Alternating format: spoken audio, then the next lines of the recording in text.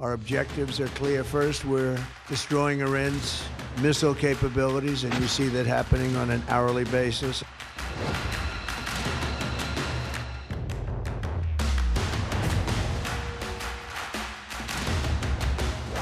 Second, we're annihilating their navy. We've knocked out already 10 ships. They're at the bottom of the sea.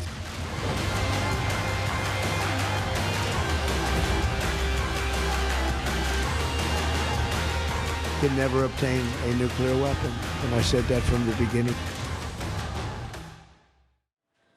네, 미군 중부사령부 SNS를 보면은 뭐 타격하는 모습이라든지 무기 사진들을 굉장히 좀 열심히 공개를 하고 있더라고요. 차두현 부원장께 좀 여쭤보겠습니다. 네네. 보니까 좀 센 전략 자산이라고 하는 것들은 다 출동을 한 것 같네요. 그렇죠. 일단 그 리퍼 무인기 같은 경우에는 공격 기능도 가지고 있지만은요. 무엇보다 이제 그 이란 그 수뇌부의 동향을 적시에 파악을 할 수 있고 그리고 또 이란이 지금 어떤 그 대응을 꾸미고 있는지를 파악할 수 있는 정보 수집 자산으로서 굉장히 의미가 크고요. 예. 그다음에 F-16 같은 경우 실적인 타격 자산의 의미를 지니고 있고 F-18 전투기 같은 경우에는 항모에서 발진을 해서 언제든지 주요 거점을 타격할 수 있고 만약에 이게 이란이 여기에 대해서 같은 뭐 비행기를 가지고 같은 항공기를 가지고 저항할 경우에는 또 미국이 가지고 있는 가장 강력한 제공 전투기가 있죠. 그게 F-22 랩터입니다. F-22도 이 배치가 돼 있고요. 그리고 이미 이란의 주요 그 핵시설을 타격하는 데 쓰였던 B2 전략 폭격기. 이건 일단 고공에 굉장히 폭장량이 한 18톤에 이르거든요. 예. 그렇기 때문에 이란의 웬만한 시설들은 한 번의 폭격만으로 초토화를 시킬 수 있는 역량을 어떻게 보면 감시 정찰 탐지, 그리고 전자전, 그리고 정밀 폭격, 그리고 상대방의 그 대응, 요격 체계를 무력화시키는 모든 전력이 총출동해 있다라고 볼 수가 있어요. 예. 모든 전력이 총출동해 있다. 특히 미군은 일명 죽음의 백조라고 불리는 B1 그리고 침묵의 암살자라고 불리는 B2의 모습이 담긴 영상을 각각 따로 공개하기도 했는데요. 김정은이 가장 두려워한다는 전략 폭격기로도 유명합니다. B1B 핵전략 폭격기들은 한밤중에 조선동해 상공으로 날아들어 우리 측 대상물들을 타격하기 위한 전쟁 연습에 미친 듯이 돌아치웠습니다. Target is command post.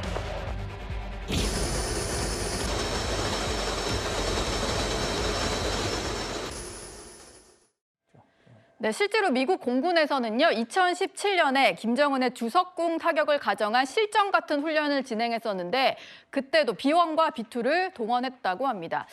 부원장님께 좀 더 여쭤볼게요. 이게 대체 어떤 위력이 있는 폭격기이길래 북한이 저렇게 두려워하는 건가요? B1 같은 경우에는 가장 큰 특징이 속도예요. 속도의 문제고 가변익을 이용을 하고 있기 때문에 실질적으로 B1이 순간적으로 기동을 해서 북한의 주요 거점 지역을 들어갔다 벗어난다라고 하더라도 북한 방공망이 이걸 반응할 시간 자체가 거의 없다라고 봐도 과언이 아닙니다. 그렇기 때문에 그만큼 들어가는 거고요. 다만 B1은 실질적으로 이게 지금 핵 탑재를 위해서는 현 상태에서는 약간의 개조가 필요해요.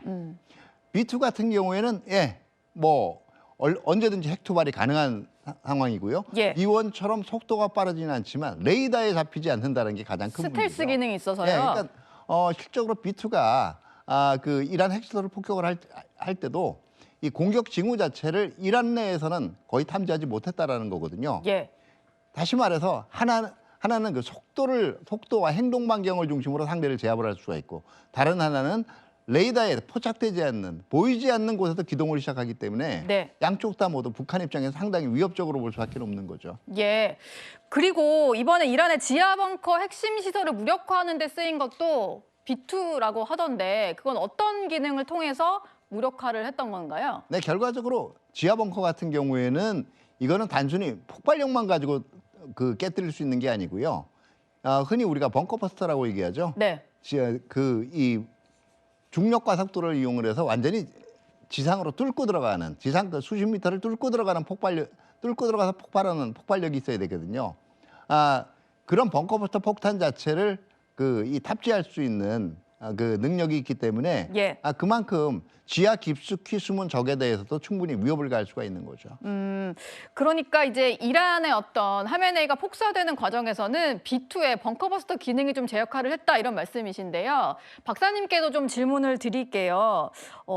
핵시설에 일단 12발의 벙커버스터를 투하하는데 이번에 이제 B2가 쓰였다. 이런 것들을 미군이 밝힌 상황인 거죠? 네. 늘 그런 식으로 지난 6월 달에도 그 14개의 벙커버스터탄을 그 포르도나 그런 핵시설에 이렇게 썼는데 B2 벙커버스터탄이 워낙 무게가 묵직하기 때문에 지금 말씀하신 것처럼 중력을 이용해서 때려야 되기 때문에 무게도 네. 무겁거든요. 근데 네. 그렇다 그러면 보통 폭격기들은 많이 실지도 못합니다. 근데 B2 폭격기는 폭장량이 18톤이나 되기 때문에 그런 벙커버스터탄도 두 개 정도는 싣고 이렇게 기동을 할 수가 있어서 그런 목적으로 B2 스텔스기가 사용이 되는 것이죠. 예.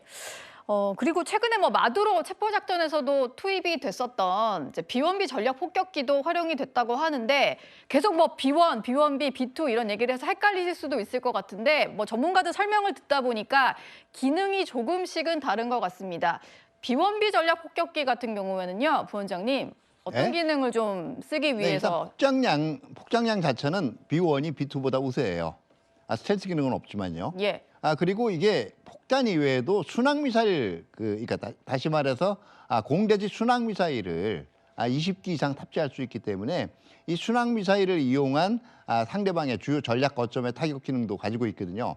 그런 입장에서는 사실은 B1 전략 폭격기 같은 경우에는 먼저 상대방의 순항 미사일을 이용해서 그 방공망을 어느 정도 무력화시킨 다음에 이 적의 거점에 진입을 해서 그만큼 벙커버스터 같은 것을 B2가 진입할 수 있는 길을 열어주는 데도 사용을 할 수가 있고요. 예. 직접 공격에도 동원이 될 수가 있는 거죠.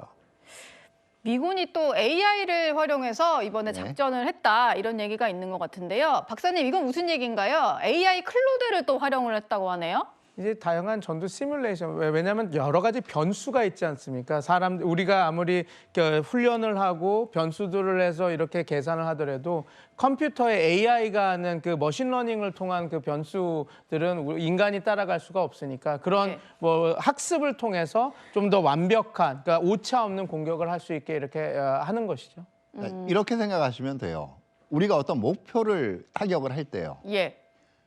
수많은 정보들을 이제 융합을 하고 결합을 해가지고 어느 곳에 과연 상대방의 핵심 무기들이 위치해 있는지 그리고 어느 곳에 상대방의 주요 요인들이 몰려 있는지 그리고 여기에 대해서는 어떤 무기 체계를 가지고 타격을 해야 가장 성공률이 높은지 예. 그리고 1000여 개 이상의 이 목표를 타격을 했다 그랬잖아요. 그러면 이게 타격해야 될 목표물이 한두 개가 아니거든요. 우선순위를 어디부터 잡아가지고 하는 게 가장 효율적인지 이거를 인간이 판단하면은 아무래도 이 결정이 조금 늦어질 수밖에 없겠죠. 고민도 하게 되는 거고요. 예. 그러니까 AI가 결정 자체를 하진 않지만 빠른 그 판단과 그리고 결심을 내리게 해주는 그런 보조 역할을 충분히 이제는 수행할 수 있는 시대가 됐다라고 봐야겠죠. 예. 인간이 수집한 정보를 다 딥러닝을 시킨 다음에 최종적으로 빠른 판단을 구하는 데는 좀 네네. 유효할 수 있다 이런 말씀이셨습니다. 그렇다면 미국은 이렇게 전략자산들이 꽤 많이 출동을 했는데 이란은 어떻게 대응을 하는가 이게 궁금하실 것 같은데요. 이란이 보유한 미사일의 어떤 사거리가 11,000km 정도가 그러니까 실제로는 11,000km 정도로 가야 미국 본토에 닿는데 사거리는 최대 2,500km라고 합니다. 그러니까 미국 본토를 직접 타격하는 건 좀 쉽지 않은 상황인 것 같고요. 부원장님, 그러면 지금 정확하게 이란은 어떤 식으로 대응을 하고 있는 건가요? 근데 지금 하고 있는 게 결과적으로는 직접 미 본토는 타격을 할 수가 없으니까 저 예. 범위 내에 있는 주요 미군 기지들 이게 1차적이에요.